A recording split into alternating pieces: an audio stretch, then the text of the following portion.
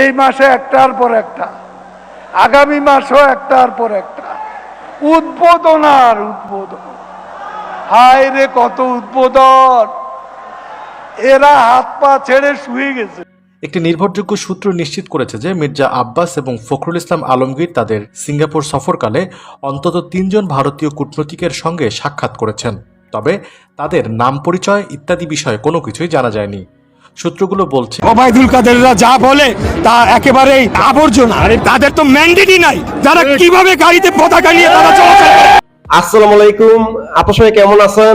আশা করছি সবাই ভালো আছেন। তবে আপনাদের কাছে দেখাবো এবার জানা গেল মির্জা ফখরুল ইসলাম আলমগীর আর মির্জা আব্বাস সিঙ্গাপুর কেন গিয়েছেন, তার আসল কারণ। আর এইদিকে ওবায়দুল কাদের স্যারের বক্তব্য শুনে হাসলেন মাননীয় প্রধানমন্ত্রী শেখ হাসিনা।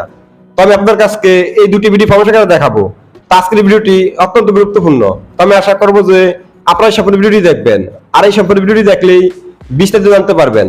আর এই ভিডিওটি দেখানোর আগে আপনাদের কাছে আমার ছোট্ট একটি রিকোয়েস্ট, আপনারা যদি আমার চ্যানেলে নতুন হয়ে থাকেন তাহলে নিত্য আপডেট নিউজ সবার আগে পেতে আমার এই চ্যানেলটি সাবস্ক্রাইব করে আমার সাথেই থাকুন। আর এখন চলুন কথা না বাড়িয়ে আমরা প্রথমে দেখে আসি মির্জা ফখরুল ইসলাম আলমগীর আর মির্জা আব্বাস সিঙ্গাপুর কেন গিয়েছেন সেই ভিডিওটি। বিএনপি মহাসচিব মির্জা ফখরুল ইসলাম আলমগীর এবং স্থায়ী কমিটির সদস্য মির্জা আব্বাস এখন সিঙ্গাপুরে রয়েছেন। বিএনপির আরেক স্থায়ী কমিটির সদস্য ডক্টর খন্দকার মোশাররফ হোসেন আগে থেকেই সিঙ্গাপুরে আছেন, যিনি সত্যি শারীরিকভাবে অসুস্থ।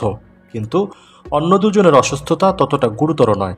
তারা চিকিৎসার জন্য নয়, বরং অন্য যে কোনো বিশেষ মিশনে সিঙ্গাপুরে গিয়েছেন বলে বিভিন্ন মহল ধারণা করছে।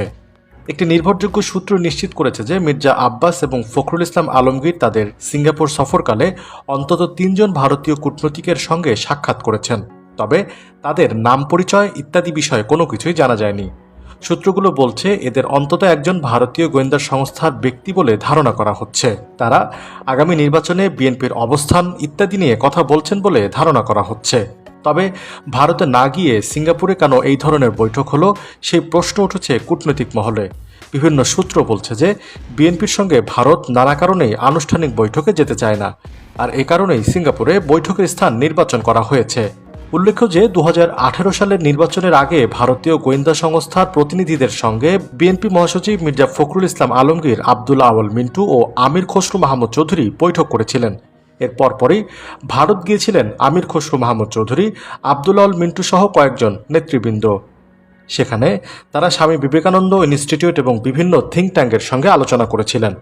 বাংলাদেশ পরিস্থিতি নিয়ে আলোচনা করে মূলত বলেছিলেন বিএনপি ভারত বিরোধী নয়, এটা প্রমাণে ছিল সে সময়ের মূল লক্ষ্য। তবে এবার ৩ কূটনৈতিকের সাথে কি বৈঠক হয়েছে ইত্যাদি সম্পর্কে এখনও অবধি বিস্তারিত জানা যায়নি। প্রত্যক্ষদর্শীর বিবরণে জানা গিয়েছে যে মাউন্ট এলিজাবেথ হাসপাতাল সংলগ্ন একটি শপিং মলের ক্যাফেটেরিয়াতে প্রথমে তাদের আধ ঘন্টার একটি বৈঠক হয়। পরবর্তীতে মেরিনা বে হোটেলের লবিতে তাদের মধ্যে বৈঠক হয়েছে।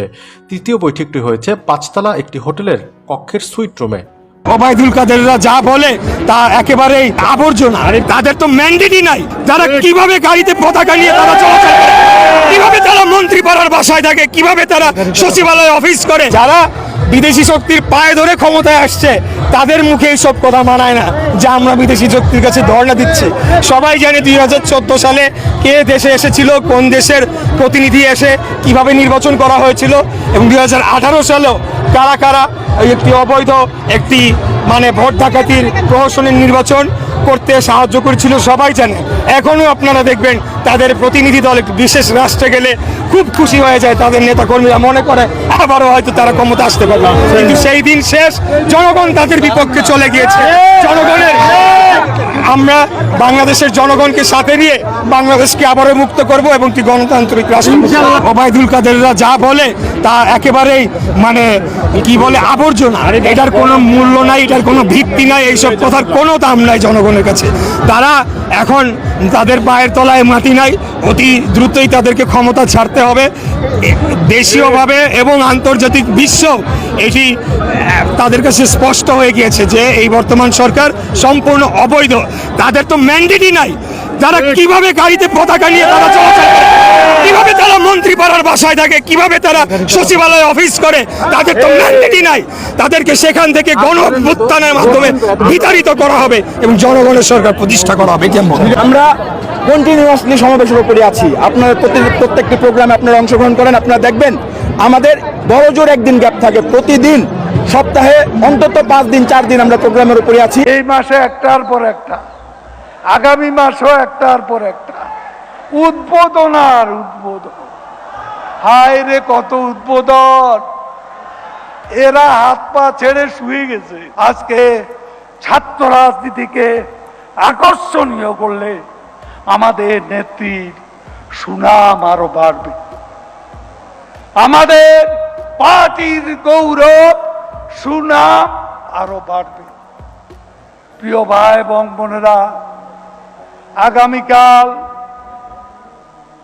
এক শুভ উদ্বোধন আছে। এই মাসে একটার পর একটা, আগামী মাসও একটার পর একটা উদ্বোধন আর উদ্বোধন। হায় রে কত উদ্বোধন! এরা হাত পা ছেড়ে শুয়ে গেছে। কোথায় গেল আন্দোলন? 10ই ডিসেম্বর দিবা স্বপ্ন আমাদের ক্ষমতা চলে যায়, শেখ হাসিনা আর নাই, পালিয়ে গেছে। এখন কি হলো? সেই আন্দোলন কি হলো? গোলাপবাগের গরুর হাটে গিয়ে হোঁচট গেল, গর্তে পড়ে গেল। এখন আর পদযাত্রায় কাজ হয় না, তাই এখন শোক যাত্রা। কালো পতাকা লইয়া মিছিল কারা করে? শোক মিছিল না? এখন বিএনপি শোক মিছিল করতে শুরু করেছে। তো আমি আশা করছি যে আপনারা সব ভিডিওটি দেখেছেন। তো আপনাদের যদি বিষয়টি নিয়ে কোনো মতামত থাকে আমাকে অবশ্যই কমেন্টে জানাবেন। আর আপনারা যদি আমার চ্যানেলে নতুন হয়ে থাকেন তাও আমার এই চ্যানেলটি সাবস্ক্রাইব করে আমার সাথেই থাকুন। তো দেখা হচ্ছে পরবর্তী ভিডিওতে। সেই পর্যন্ত সবাই ভালো থাকবেন, সুস্থ থাকবেন। আল্লাহ হাফেজ।